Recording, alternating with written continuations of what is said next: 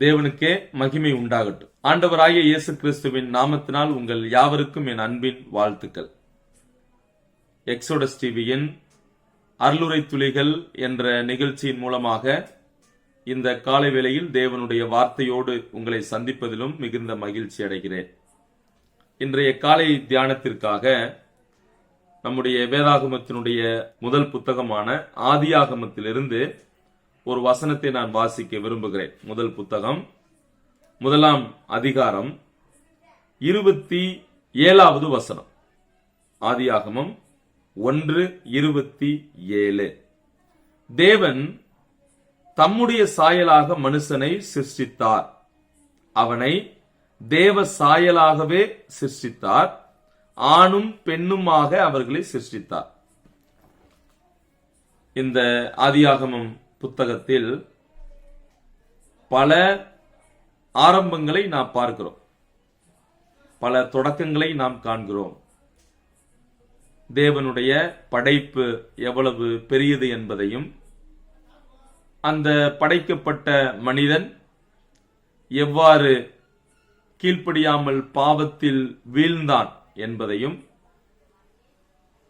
அதை தொடர்ந்து மீட்பதற்கான வழிமுறையையும், மீட்பர் வாக்குத்தத்தம் பண்ணப்படுகிறதையும், அதை தொடர்ந்து ஜலப்பிரளயத்தையும், இந்த வெள்ளப்பெருக்கையும், எவ்வாறு பாசை தாறுமாறாக்கப்பட்டது என்பதையும், தேவன் அவருக்கென்று ஒரு சந்ததி, அதாவது இஸ்ரவேல் சந்ததியை எவ்வாறு தெரிந்து கொண்டு அவர் நோக்கத்தை அவர்கள் மூலமாக நிறைவேற்றுகிறார் என்பதை நாம் ஆதியாகமத்தில் காண்கிறோம். சரி, இங்கே ஆண்டவருடைய படைப்புகளில் மிக உன்னதமான சிறப்பான படைப்பு யார் என்றால் நாம் தான். சரியா? மனுக்குலம் அல்லது மனிதர்களே சிறப்பான முறையில் படைக்கப்பட்டவர்கள். இங்கே நாம் யாவரும் தேவ சாயலாக நாம் படைக்கப்பட்டிருக்கிறோம் என்று இங்கே மோசே சொல்லுகிறதை, எழுத்தாளர் சொல்லுகிறதை நாம் பார்க்கிறோம்.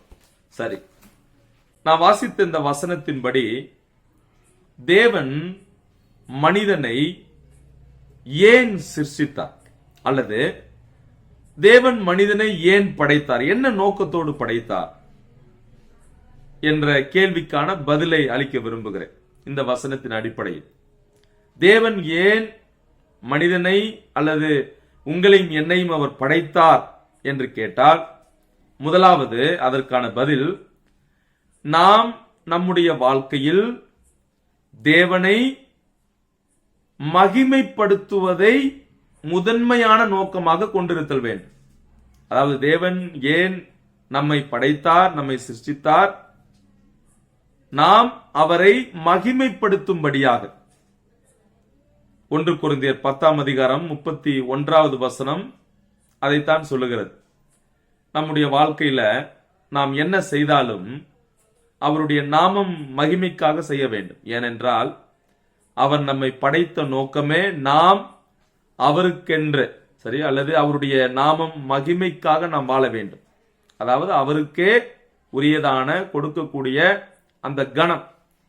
இரண்டாவது, நீங்களும் நானும் ஏன் படைக்கப்பட்டிருக்கிறோம், சிருஷ்டிக்கப்பட்டிருக்கிறோம்? ஏனென்றால் நாம் நம்மை படைத்த சிருஷ்டிகருக்கு அல்லது தேவனுக்கு கீழ்ப்படிந்து வாழ வேண்டும் என்பதற்காக நம்மை படைத்தார். அதை நாம் ஆதியாகமம் 1ஆம் அதிகாரம் 28ஆம் வசனம், 2ஆம் அதிகாரம் 16, 17 போன்ற வசனங்களில் நாம் காண்கிறோம். மூன்றாவது, தேவன் ஏன் மனிதனை படைத்தார் என்று கேட்டால், அதே பகுதியில் வாசிக்கிறோம், ஃபார் மல்டிப்ளைங் பர்பஸ், இனப்பெருக்கம் செய்வதற்காக. அதுல பாத்தீங்கன்னா 2 விஷயங்கள். ஒன்று, சரீர பிரகாரமான இனப்பெருக்கம் மனிதன் செய்ய வேண்டும். அதை ஆதியாகமம் 1:28ஆம் வசனத்திலும், 9ஆம் அதிகாரம் 1:7 போன்ற வசனங்களிலும், சங்கீதம் 127:3-5 போன்ற வசனங்களிலும் காண்கிறோம். இரண்டாவது, மனிதன் ஆவிக்குரிய நிலையிலும் அவன் இனப்பெருக்கம் செய்ய வேண்டும். அதை நாம் மார்க் 16:15, கலாத்தியர் 3:8 நாம் வாசிக்கிறோம். நான்காவது நோக்கம், தேவன் மனிதனை ஏன் சிருஷ்டித்தார், படைத்தார் என்று கேட்டால், மற்ற சிருஷ்டிகளின் மீது ஆதிக்கம் செலுத்தவும், அதாவது அந்த ஆளுமை தன்மையை நாம் பெற்றிருக்கிறோம் என்பதை சொல்லவும், அது மட்டுமல்ல நமக்கு பொறுப்புகள் உண்டு என்பதை சொல்லவும், அந்த பொறுப்புகளை நாம் செய்யக்கூடியவர்களாக இருக்க வேண்டும் என்பதற்காக அவர் நம்மை படைத்தார். அதை நாம் ஆதியாகமம் 1ஆம் அதிகாரம் 26 28 வரை உள்ள வசனங்களும் 2ஆம் அதிகாரம் 15 நாம் காண்கிறோம். சரி, இப்ப நமக்கு நாம் கிறிஸ்தவர்கள், தேவனுடைய பிள்ளைங்க, விசுவாசிங்க. சோ நம்மை பொறுத்தவரையில், அல்லது ஒரு விசுவாசியை, ஒரு கிறிஸ்தவனை பொறுத்தவரையில் பல பொறுப்புகளை தேவன் கொடுத்திருக்கிறார். முதலாவது பாத்தீங்கன்னா, we need to become like him. நாம் அவரை போல, அதாவது கிறிஸ்துவை போல நாம் மாற வேண்டும்.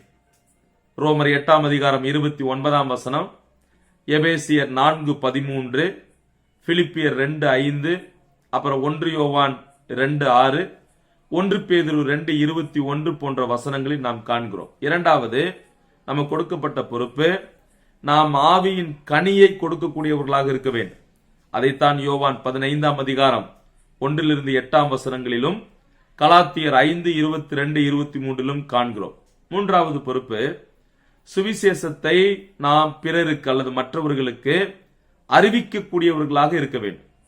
அதை மத்தேயு 28ஆம் அதிகாரம் 19-20, மார்க் 16-15, லூக்கா 24:46-49 வரையிலும், யோவான் 20:21 நாம் காண்கிறோம்.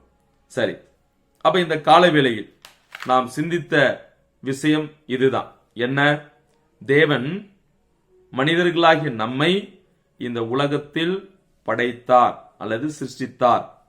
ஏன் என்று கேட்டால், ஒன்று, அவருடைய நாமம் மகிமைக்காக நம்மை படைத்தார். அதாவது நம்முடைய வாழ்க்கையின் மூலம் அவர் நாமம் மகிமைப்பட வேண்டும். இரண்டாவது, நம்மை படைத்த சிருஷ்டிகருக்கு, தேவனுக்கு நாம் எல்லா நிலைகளிலும் கீழ்ப்படிந்து வாழ வேண்டும். மூன்றாவது, இனப்பெருக்கம் செய்வதற்காக, ஒன்று சரீரப்பிரகாரமான நிலையிலும், இரண்டாவது ஆவிக்குரிய நிலையிலும், கடைசியாக நமக்கு ஆதிக்கத்தையும் ஆளுமையையும் பொறுப்புகளையும் கொடுப்பதற்காக. சோ இந்த விஷயங்களுக்காக தேவன் நம் ஒவ்வொருவரையும் படைத்திருக்கிறார். சோ எனவே நீங்களும் நானும் அந்த பொறுப்புகளை உணர்வோம். ஏன் நம்மை படைத்தார் என்கின்ற நோக்கத்தை அறிந்து கொள்வோம். அறிந்து கொண்டு அவருக்காக நாம் வாழ்வோம். அந்த பொறுப்பை நாம் சரியாய் நிறைவேற்றுவோம். என்ன? நாம் கிறிஸ்துவை போல நாம் மாற வேண்டும். ஆவியின் கனியை கொடுக்கக்கூடியவர்களாக, சுவிசேஷத்தை மற்றவர்களுக்கு சொல்லக்கூடியவர்களாக இருக்க வேண்டும். ஆண்டவர் நமக்கு உதவி செய்யட்டும். தேவனுடைய நாமம் மகிமைப்படுவதாக. ஆமென்.